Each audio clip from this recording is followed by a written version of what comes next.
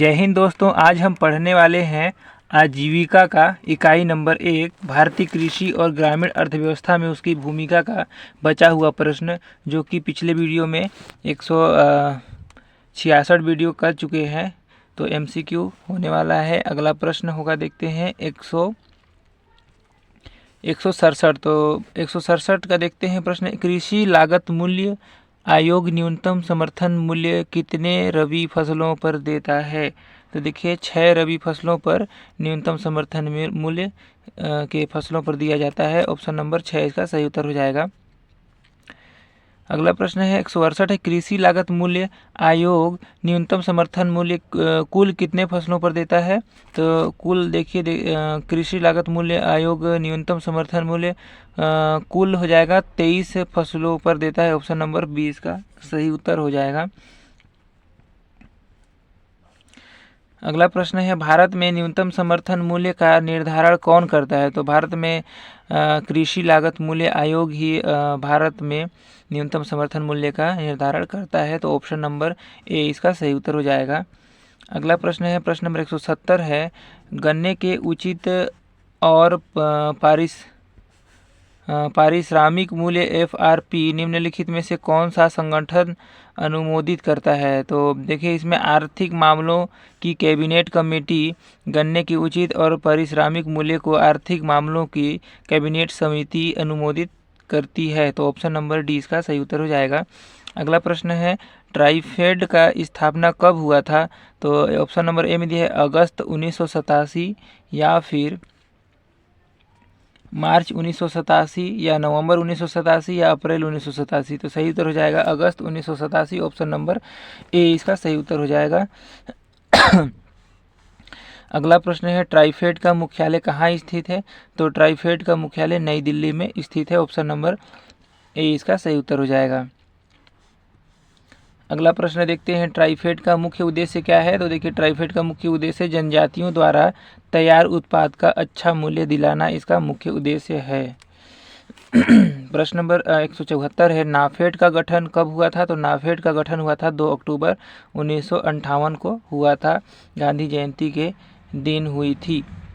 नाफेड भारत सरकार के कृषि मंत्रालय के तहत आने वाले एक शीर्ष संगठन है। अगला प्रश्न क्या है? नाफेड का मुख्यालय कहाँ स्थित है? तो देखिए नाफेड का मुख्यालय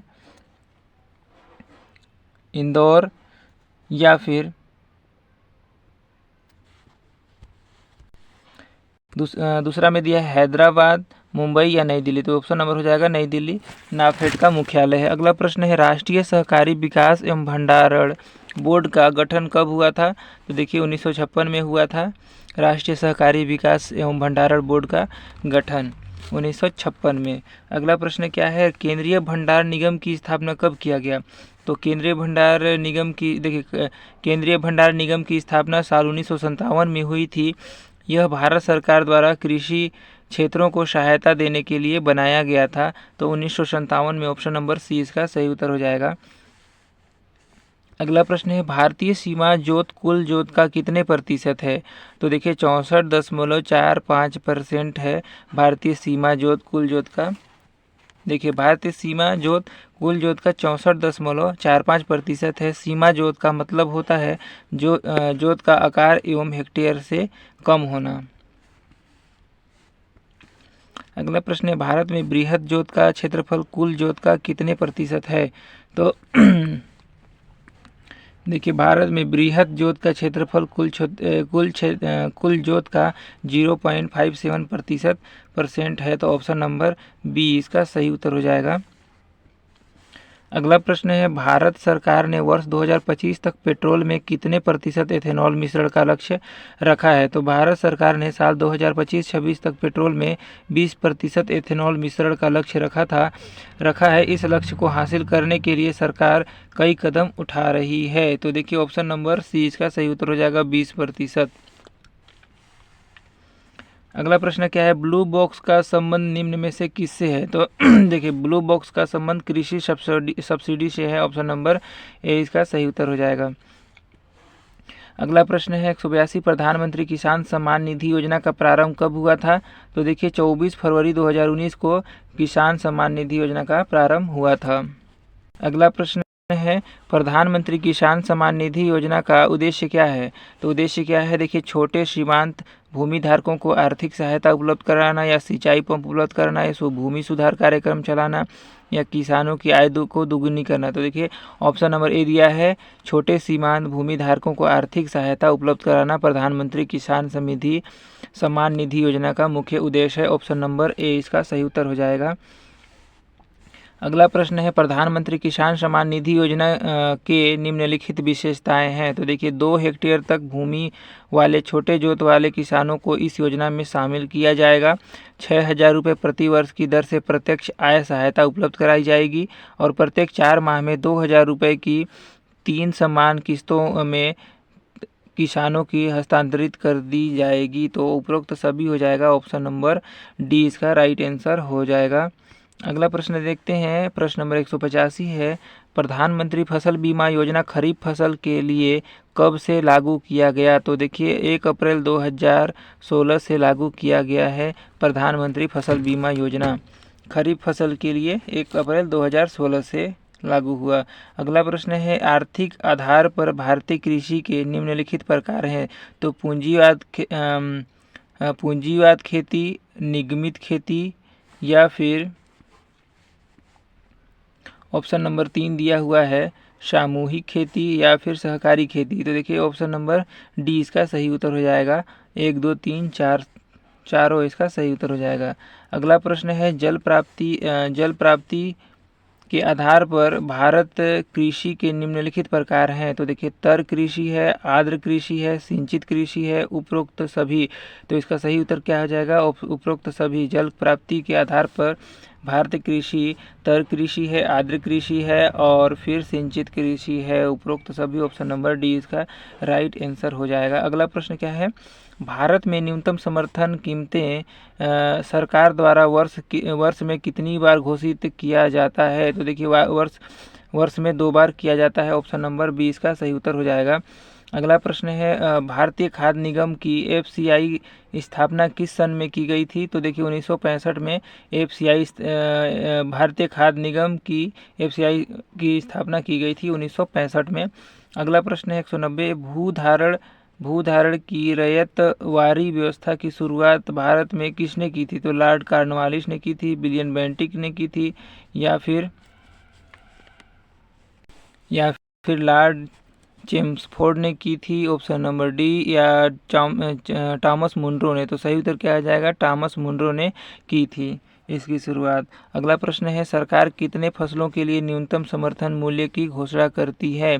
तो देखिए सरकार 23 फसलों के लिए न्यूनतम समर्थन मूल्य की घोषणा करती है। ऑप्शन नंबर डी इसका सही उत्तर हो जाएगा। अगला है सर टॉमस मुनरो किस भू राजस्व बंदोबस्त से संबंध है। तो देखिए रैयतवाड़ी बंदोबस्त से संबंधित हैं सर टॉमस मुनरो। अगला प्रश्न है 193 भारत में जमींदारी भू व्यवस्था किसके काल में लागू किया गया था। तो कि लॉर्ड कॉर्नवालिस के काल में भारत में जमींदारी भू व्यवस्था लागू किया गया था। ऑप्शन नंबर सी इसका सही उत्तर हो जाएगा। अगला प्रश्न है गिफेन वस्तुओं का संबोधन होता है। तो गिफेन वस्तुओं का संबोधन प्रचुर मात्रा में, निम्न कोटि की वस्तु में, वस्तुओं की कमी, या उच्च कोटि की वस्तुओं में। तो इसका सही उत्तर क्या हो जाएगा, निम्न कोटि की वस्तुओं में गिफेन वस्तुओं का संबोधन होता है। ऑप्शन नंबर 20 का सही उत्तर हो जाएगा। अगला प्रश्न देखते हैं। अगला प्रश्न है कृषि वस्तुओं का समर्थन मूल्य सपोर्ट प्राइस क्या है। तो कृषि वस्तुओं का देखते हैं क्या है, वह न्यूनतम मूल्य जिस पर सरकार खरीदने के लिए तैयार हो उसे कृषि वस्तुओं का समर्थन मूल्य कहा जाता है, सपोर्ट प्राइस। तो ऑप्शन नंबर सी इसका सही उत्तर हो जाएगा। अगला प्रश्न है भारत में सामान्यतः खेती की कौन सी पद्धति अपनाई जाती है, विशिष्ट खेती की, शुष्क खेती की, मिश्रित खेती की, या रैंचिंग खेती की। तो कि भारत में सामान्यतः मिश्रित खेती की पद्धति अपनाई जाती है। तो ऑप्शन नंबर सी इसका सही उत्तर हो जाएगा। अगला प्रश्न है खेती की वह कौन सी प्रणाली है जिसमें किसान का राज्य से सीधा संबंध होता है। तो संयुक्त खेती, काश्तकारी खेती, सामूहिक खेती या सहकारी खेती। तो देखिए खेती की वह कौन सी प्रणाली है, तो खेती की काश्तकारी प्रणाली है जिसमें किसान राज्य से सीधा संबंध होता है। तो ऑप्शन नंबर बी इसका सही उत्तर हो जाएगा। अगला प्रश्न है सब्जियों की व्यापारिक खेती को क्या कहते हैं। तो सब्जियों की व्यापारिक खेती को ओलरी कल्चर कहते हैं। ऑप्शन नंबर बी इसका सही उत्तर हो जाएगा। देखिए हार्टिकल्चर में पोमोलॉजी फल और ओलेरीकल्चर में सब्जी और फ्लोरीकल्चर में फूल जैसे क्षेत्र शामिल होते हैं। तो अगला प्रश्न है व्यापारिक स्तर पर अंगूर उत्पादन की कृषि को क्या कहा जाता है। तो देखिए विटीकल्चर कहा जाता है, अंगूर उत्पादन की कृषि को कहा जाता है विटीकल्चर। ऑप्शन नंबर बी इसका सही उत्तर हो जाएगा। अगला प्रश्न है निम्नलिखित में से कौन सी संस्था कृषि तथा संबंधित क्षेत्रों को सर्वाधिक साख प्रदान करती है। तो देखिए वाणिज्य बैंक है इसका। तो वाणिज्य बैंक संस्था कृषि तथा संबंधित क्षेत्रों को सर्वाधिक साख प्रदान करती है। तो ऑप्शन नंबर सी इसका सही उत्तर हो जाएगा।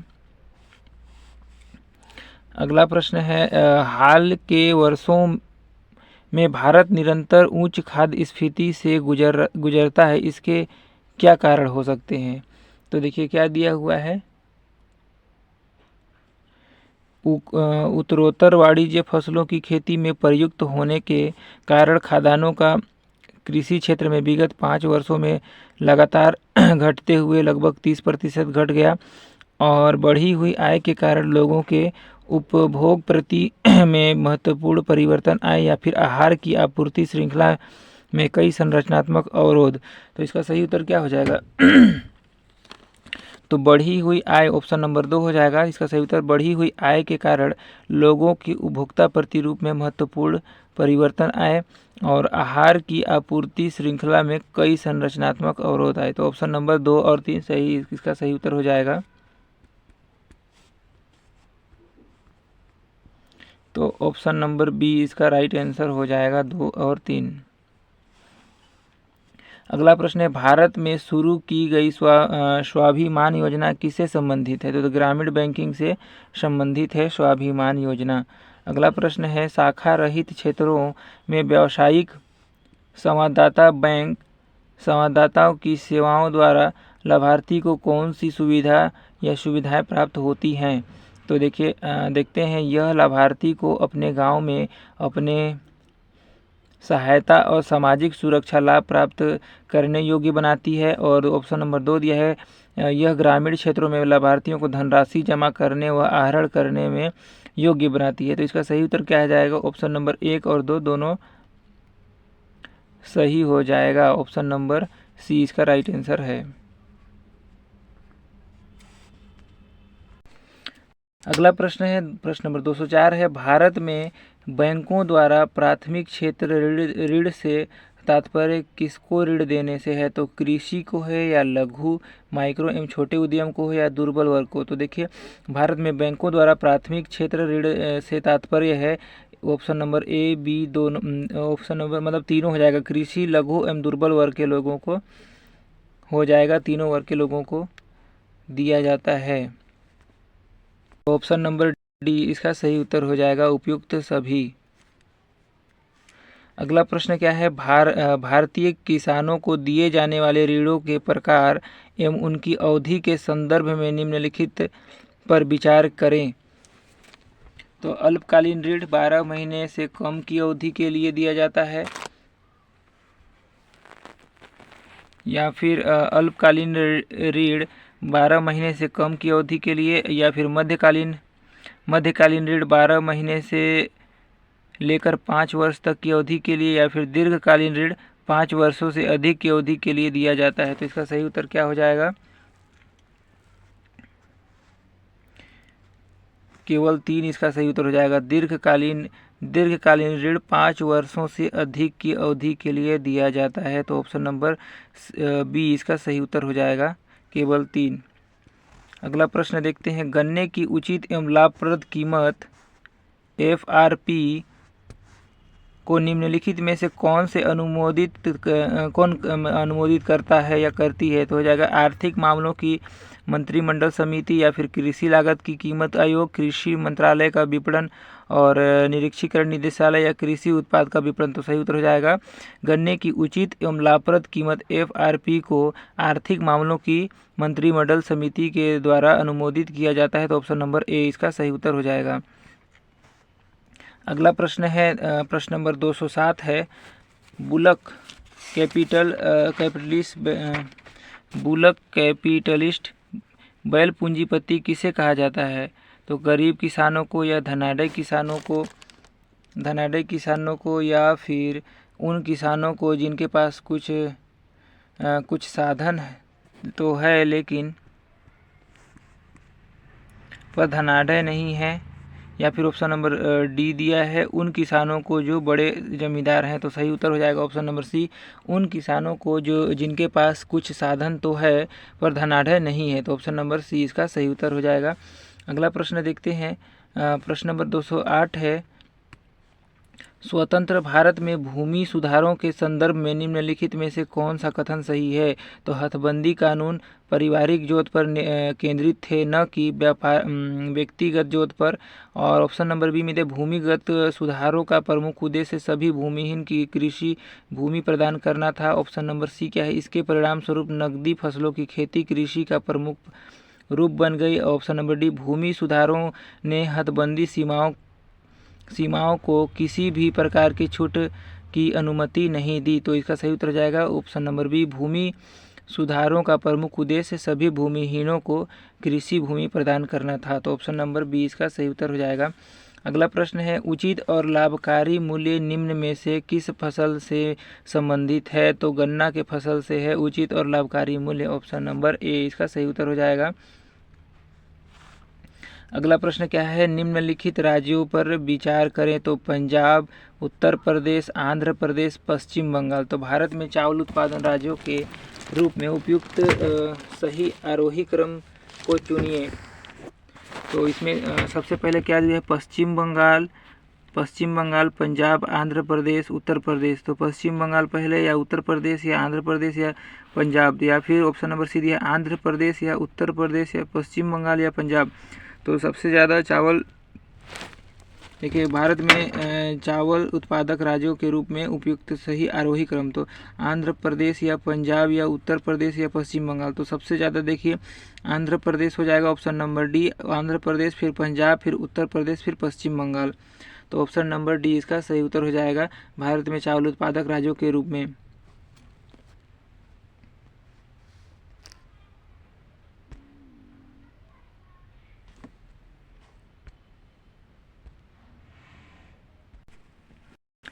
देखिए आर्थिक सर्वेक्षण 2023-24 के अनुसार तेलंगाना राज्य चावल उत्पादक राज्यों में प्रथम स्थान पर है।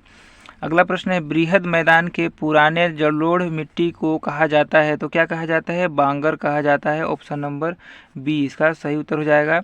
अगला प्रश्न है, भारत में किस मृदा का क्षेत्रफल सर्वाधिक पाया जाता है? तो जलोढ़ मिट्टी का सबसे ज़्यादा पाया जाता है भारत में।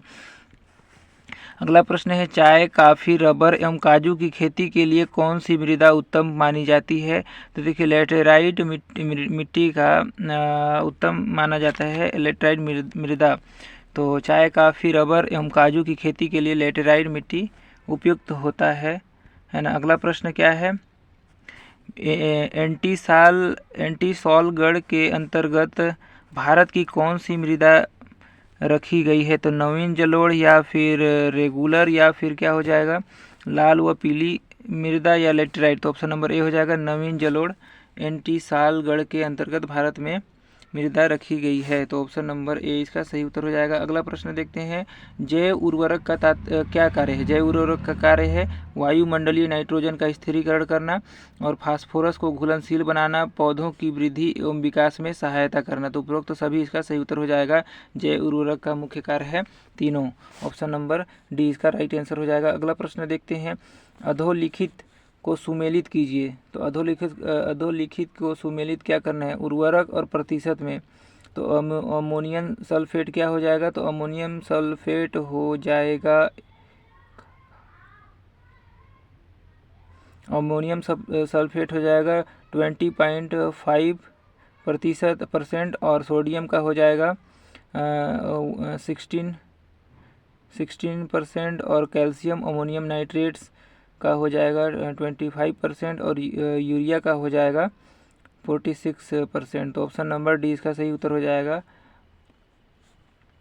1 का अ, 2 का ब और 3 का श और 4 का द। अगला प्रश्न देखते हैं। प्रश्न नंबर 217 है, पोषक प्रकार सुमेलित कीजिए। तो पोषक प्रकार और पोषक संज्ञा। तो पोटास का देखते हैं, पोटास युक्त उर्वरक कौन सा है? तो पोटास युक्त उर्वरक है काइनाइट। तो ऑप्शन ए का हो जाएगा स। और नाइट्रोजन युक्त उर्वरक का हो जाएगा, तो नाइट्रोजन युक्त उर्वरक का हो जाएगा यूरिया। ऑप्शन नंबर अ हो जाएगा। और भारी कार्बनिक पदार्थ, भारी कार्बनिक खाद का हो जाएगा FYM। ऑप्शन नंबर ब हो जाएगा। और हल्की कार्बनिक खाद का हो जाएगा बोनमील। तो ऑप्शन नंबर इसका एक का स हो जाएगा और 2 का हो जाएगा अ। स और अ देखिए ऑप्शन नंबर सी में दिया है, तो ऑप्शन नंबर सी इसका सही उत्तर हो जाएगा। अगला प्रश्न है, वित्त वर्ष 1950-51 में राष्ट्रीय आय में कृषि का योगदान कितना था? तो देखिए 51% था वित्त वर्ष 1950-51 में। राष्ट्रीय आय 51% था। अगला प्रश्न है, वित्त वर्ष 2023-24 में राष्ट्रीय आय कृषि का योगदान कितना है? तो देखिए 17.7% है, 7% है। तो ऑप्शन नंबर ए इसका सही उत्तर हो जाएगा। अगला प्रश्न है, कृषि भारत की आत्मा है, निम्न में से किसने कहा था? तो देखिए महात्मा गांधी ने कहा था कृषि भारत की आत्मा है। अगला प्रश्न है, भारतीय कृषि की निम्नलिखित विशेषताएं हैं। तो क्या हो जाएगा? दुर्लभ भूमि एवं श्रम अतिरिक्त अर्थव्यवस्था, रोजगार सृजन में सबसे अधिक योग्यता। तो ऑप्शन नंबर ए बी दोनों हो जाएगा, तो सी इसका सही उत्तर हो जाएगा। अगला प्रश्न क्या है, प्रथम कृषि गणना कब की गई थी? तो प्रथम कृषि गणना 1950 में की गई थी, या 1960 में, या 1970 में, या फिर 1991 में? तो देखिए प्रथम कृषि की गणना ऑप्शन नंबर सी दिया हुआ है 1970 में की गई थी। अगला प्रश्न है, देखिए पहली बार कृषि जनगणना 1970-71 में की गई थी। अगला प्रश्न देखते हैं, प्रश्न नंबर 223 है, धान में खैरा रोग किस तत्व की कमी से होता है? तो देखिए जिंक की कमी से धान में खैरा रोग होता है। अगला प्रश्न देखते हैं, प्रश्न नंबर 224 है, कृषि साख बैंक संस्थागत स्रोत में शामिल नहीं है। तो साहूकार व भूस्वामी, सरकार या सहकारी समितियां, वाणिज्य समिति। देखिए कृषि साख बैंक संस्थागत स्रोत में साहूकार व भूस्वामी नहीं है शामिल। ऑप्शन नंबर ए इसका सही उत्तर हो जाएगा। अगला प्रश्न देखते हैं 225, प्रश्न नंबर 225 है, गहन कृषि के संबंध में असत्य कथन का चयन कीजिए। तो देखिए इस प्रकार की कृषि में निश्चित समयावधि में फसलों का अधिकाधिक उत्पादन प्राप्त करने के लिए भूमि की प्रत्येक इकाई पर अधिक मात्रा में पूंजी एवं श्रम का उपयोग किया जाता है। ऑप्शन नंबर बी में दिए, इस प्रकार की कृषि में छोटे भूभाग में 2 से अधिक फसलों को उगाकर अधिक पूंजी प्राप्त की जाती है। या फिर ऑप्शन नंबर सी क्या दिया है, अधिक जनसंख्या घनत्व एवं भूमि की कम उपलब्धता वाले क्षेत्रों में इस प्रकार की कृषि की जाती है। ऑप्शन नंबर डी में क्या दिया है, सामान्यतः 2% से अधिक सदस्य गहनता वाला क्षेत्र सघन कृषि या गहन का क्षेत्र माना जाता है। तो सही तो इसमें असत्य कथन हो जाएगा ऑप्शन नंबर बी। इस प्रकार की कृषि में छोटे भूभाग में 2 से अधिक फसलों को उगाकर अधिक पूंजी प्राप्त की जाती है। तो ऑप्शन नंबर बी इसका असत्य कथन हो जाएगा। अगला प्रश्न देखते हैं, निम्न में सही सुमेलित नहीं है। तो क्या सुमेलित नहीं है देखना है। सुनहरी खेती तो बागवानी फसल है। ऑप्शन नंबर ए का हो जाएगा बागवानी फसल। और उससे सेफ्रॉन क्रांति हो जाएगा केसर उत्पादन। और हो जाएगा सेफ्रॉन उत्पादन सेफ्रॉन क्रांति हो जाएगा केसर उत्पादन। और बादामी क्रांति कॉफ़ी उत्पादन। तो ये ऑप्शन नंबर सी गलत हो जाएगा। स्वर्ण रेखा क्रांति हो जाएगा जूट उत्पादन। तो सही देखिए सुमेलित नहीं है, तो ऑप्शन नंबर सी इसका सही सुमेलित नहीं है।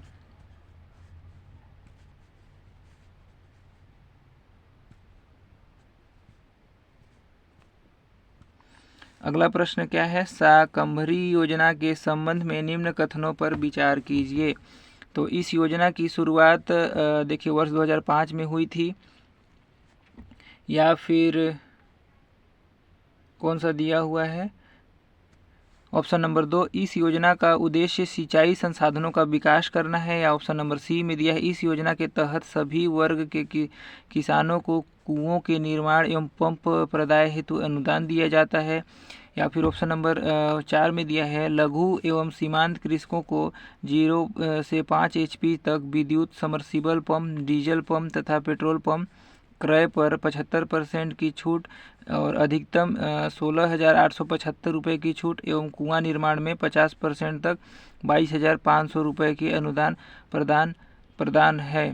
तो या फिर अगला प्रश्न ऑप्शन कितना दिया हुआ है, सामान्य, ऑप्शन नंबर 5, सामान्य वर्ग के कृषकों को 5 HP तक के पंप एवं 50% कुआं निर्माण हेतु 25% की छूट दी जाती है। तो इसका सही उत्तर क्या हो जाएगा, 1, 2 और 4 हो जाएगा। ऑप्शन नंबर देखिए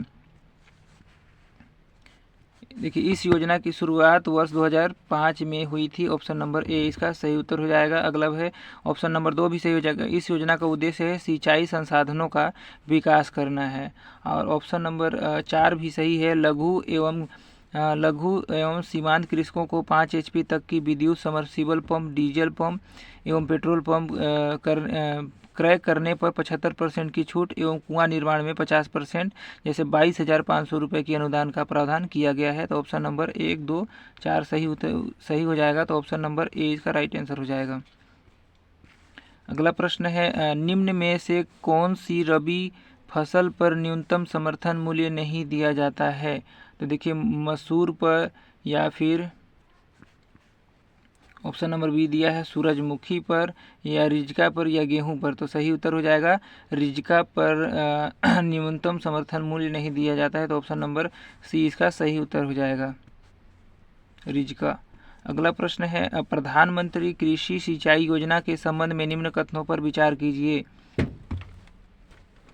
तो इस योजना की शुरुआत 1 जुलाई 2015 को की गई थी, बिल्कुल सही है।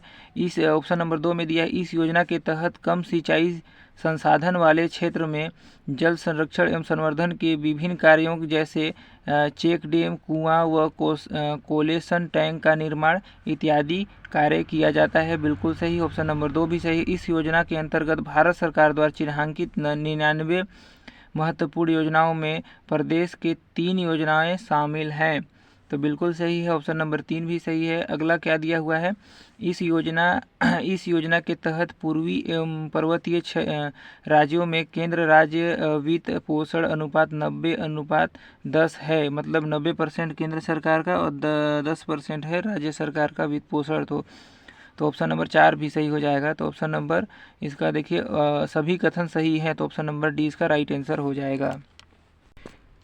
तो दोस्तों आजीविका का इकाई नंबर 1 भारतीय कृषि और ग्रामीण अर्थव्यवस्था में उसकी भूमिका का प्रश्न इतना ही था। अगला इकाई 2 देखेंगे, आजीविका प्रदान करने में ग्राम उद्योग की भूमिका। तो अगर वीडियो अच्छा लगे तो चैनल को सब्सक्राइब कीजिएगा, लाइक कीजिएगा और वीडियो को शेयर ज़रूर कीजिएगा। तब तक के लिए धन्यवाद, अपना ख्याल रखिएगा, अच्छे से तैयारी कीजिएगा। तब तक के लिए जय हिंद।